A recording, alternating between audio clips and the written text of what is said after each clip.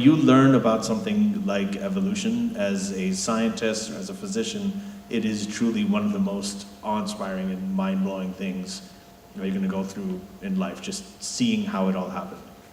So as far as that goes, I do agree with you. The third point you had about that these are the actions of, why are you blaming the religion for the actions of the people?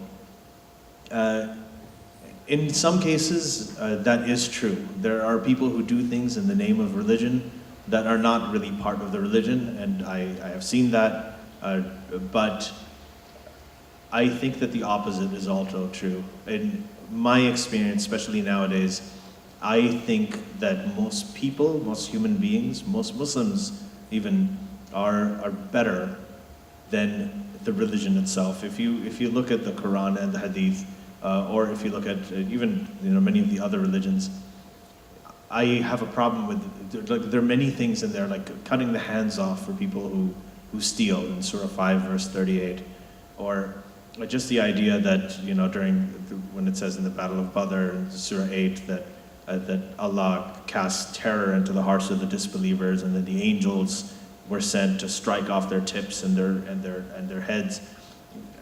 Things like that, and then that would apply to anybody else who opposed Allah and His Messenger.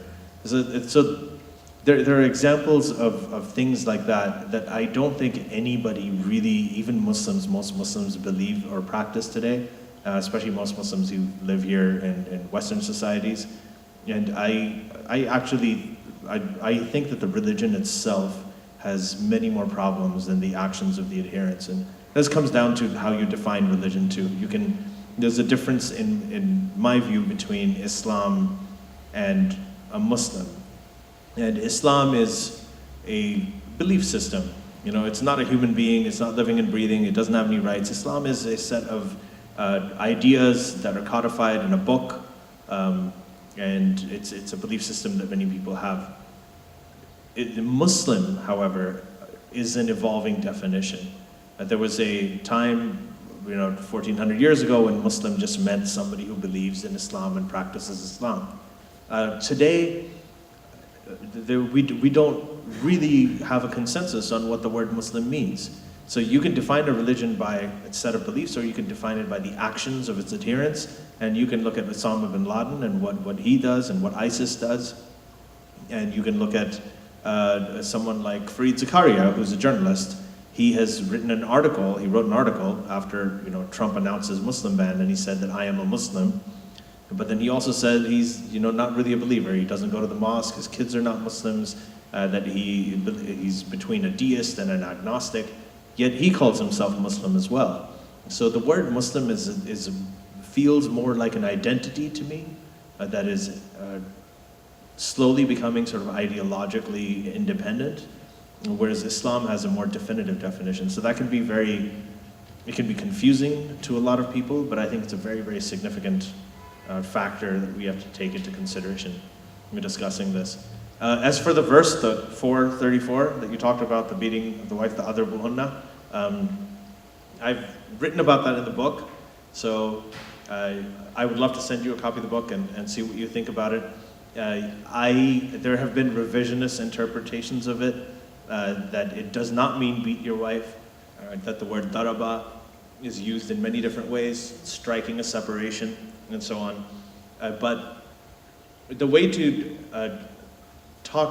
think about this, it actually has an analog in English, right? So when you say striking a separation, if you take the word hit, right, it's about the direct object after it that really defines the verb. So if I say I'm going to hit the road, that means I'm going to go on a road trip. If I say I'm going to hit the lights, that means I'm going to either turn on the lights or turn off the lights. If I say I want to strike up a conversation with you, that doesn't mean I want to hit you, it means that I want to start a conversation with you.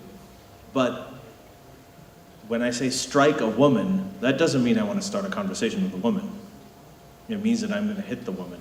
So the direct object, and this is the best way I can explain the Arabic aspect of it, this is something that I consulted with a lot of people with when I wrote about it, is that it's the direct object that actually defines the word daraba or wadribuhunna in the Quran.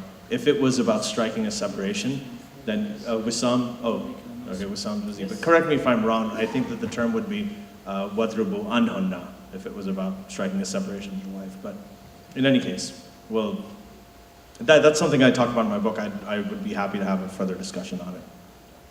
All right, unfortunately, we ran out of time for the conference and the extension, and the non-democratically approved extension also.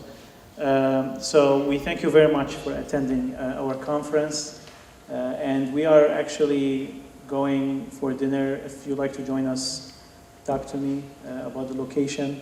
And please follow us. I have the good news that I was going to announce is that we are going to have almost a monthly Muslimish event in this space starting from next month. So for those of you who are local, please stay in touch with us. Of course, it's not going to be 8 hours marathon. It's going to be just an hour in the evening. So just stay in touch with us. We'll let you know about continuing this dialogue all along, all the year, once a month. Thank you very much again, and thank you for our panelists and speakers.